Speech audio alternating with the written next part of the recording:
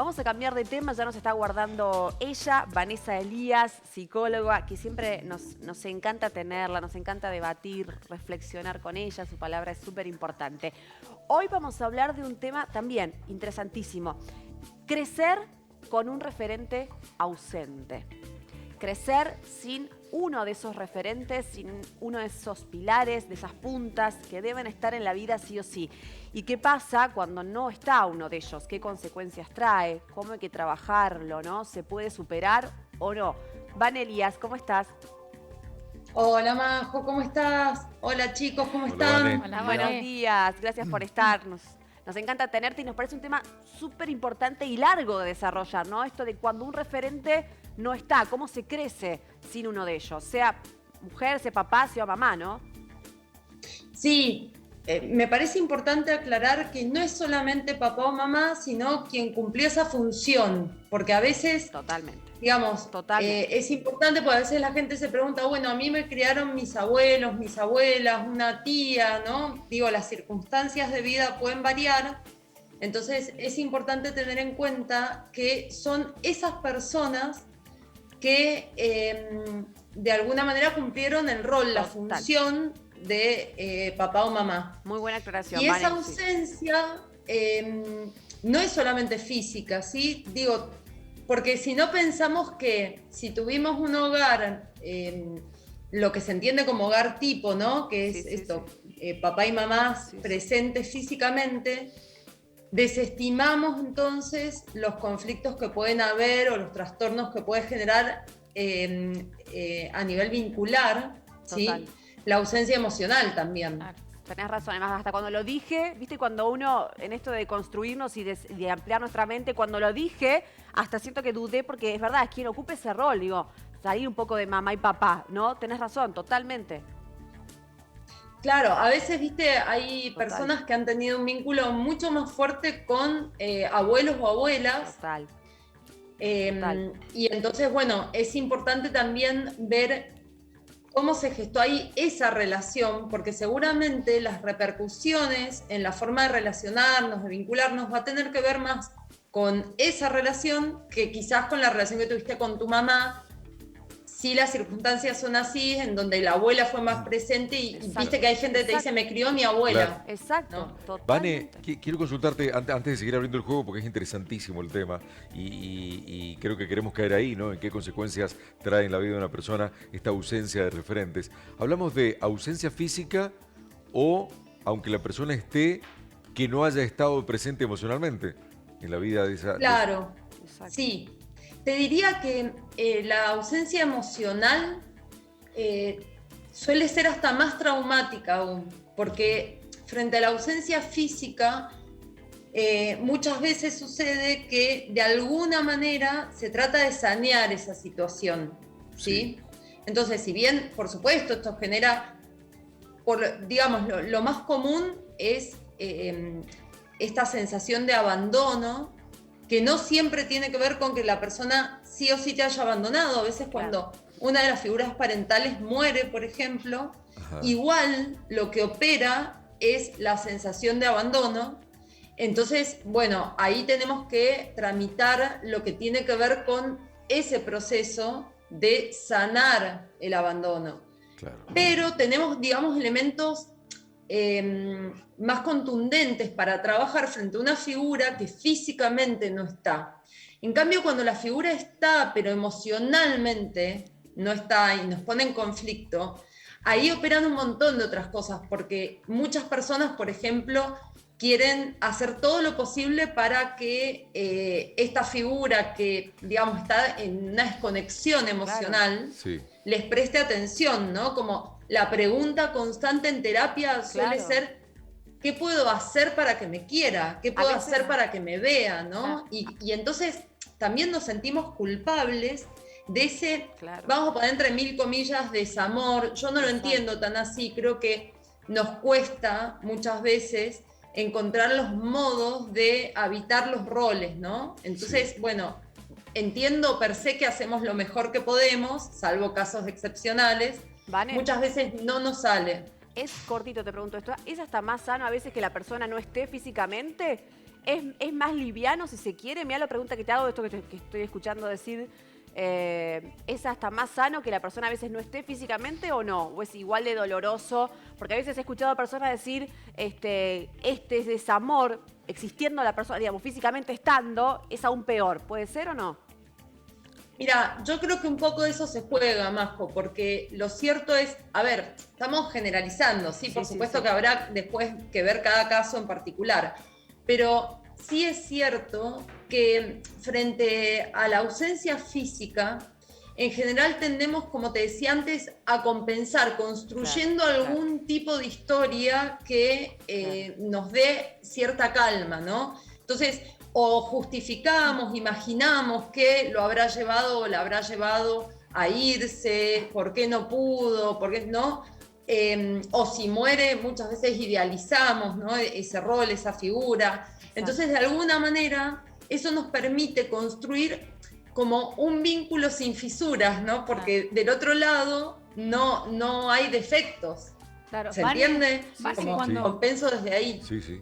Cuando la persona físicamente está, pero lo emocional no está, digamos, ¿cómo se demuestra? ¿A través de la indiferencia o el exceso de exigencia? ¿Puede ser eso también? Claro, sí. A ver, fíjate, nosotras venimos, yo siempre trato de traerles ejemplos para que la gente que nos vea no sea tan abstracto, digamos, lo que le estamos comunicando.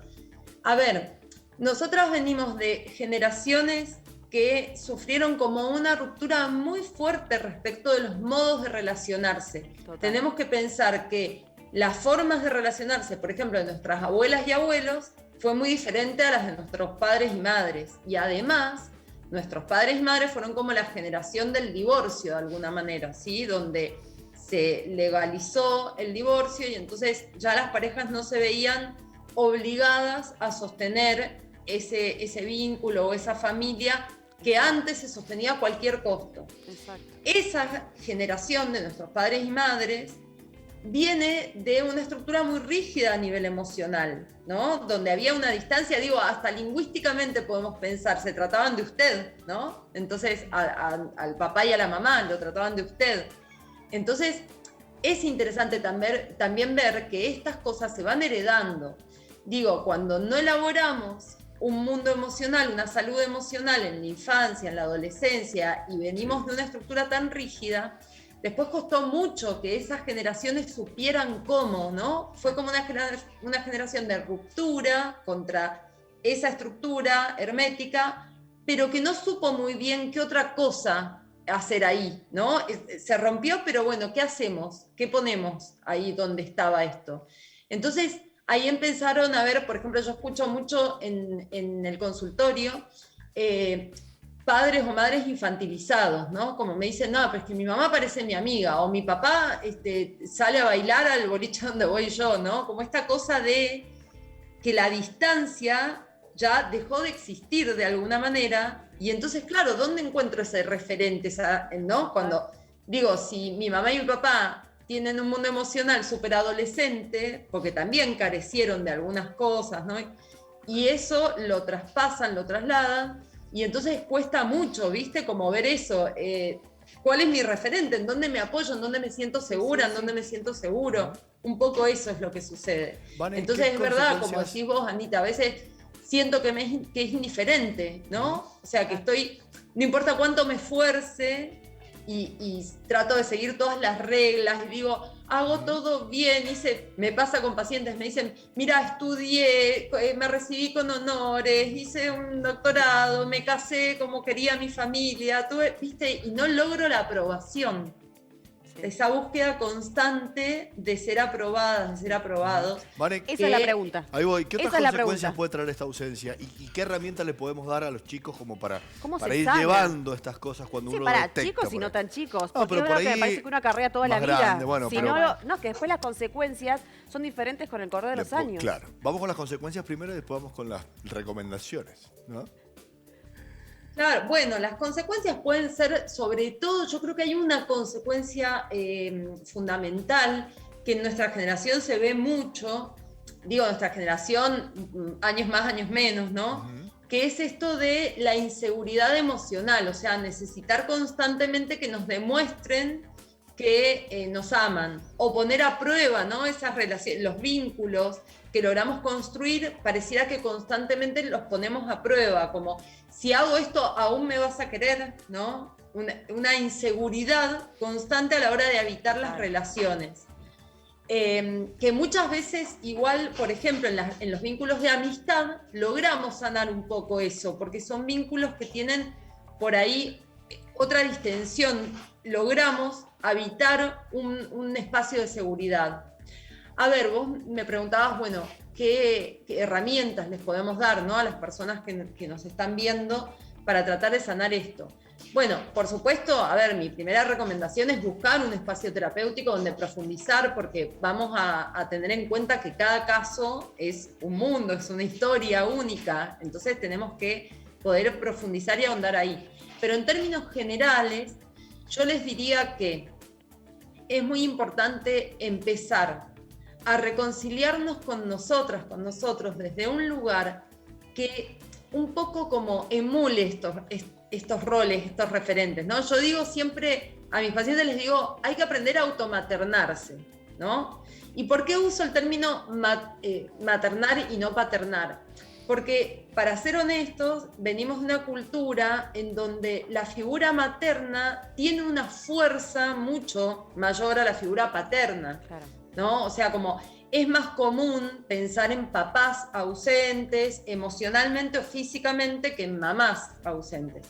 Pero que la mamá esté presente no quiere decir que tenga realmente recursos para vincularse de buena manera Claro. o sanamente, ¿no? Con sus hijos o hijas. Claro. Por esto que les decía antes, que venimos como acarreando Tal cual. un montón de traumas, de heridas que después Tal cual. no sabemos cómo resolver y heredamos. Vani, Entonces, en principio, lo fundamental sería corrernos del lugar de culpa, dejar de pensar qué hice yo o qué hago yo para que no me vea, para que no me quiera, y entender que del otro lado se hace lo que se puede, ¿no? Como la aceptación de, bueno, Claro. hizo lo que pudo, sobre lo que ya pasó no voy a poder hacer nada, pero sí hoy puedo reparar esto, validándome yo, tratando de sanar en mí, ¿no? Esas heridas para no replicarlas, para no heredarlas, para poder construir vínculos que sean más saludables, y a partir de ahí eso también hace como un efecto dominó. Entonces,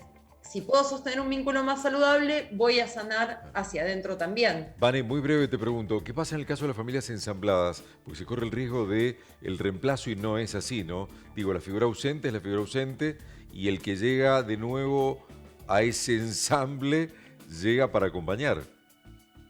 Sí, Coco. Mira, ahí depende mucho, es muy interesante tu pregunta, porque la familia ensamblada puede o de alguna manera sanar, ¿no? Cuando logramos un buen ensamble, para mí es muy importante la escucha en la infancia y la adolescencia, y esto me tomo el atrevimiento un segundo de decirlo porque es alarmante. Estamos teniendo índices de suicidio, de depresión en infancias y adolescencias, sobre todo muy altos. Entonces, a mí me parece que es muy importante la escucha, el diálogo, la apertura, no imponer, ¿sí? Podemos ensamblar la familia sin necesidad de imponer los tiempos emocionales, ¿no? Va a ser un proceso.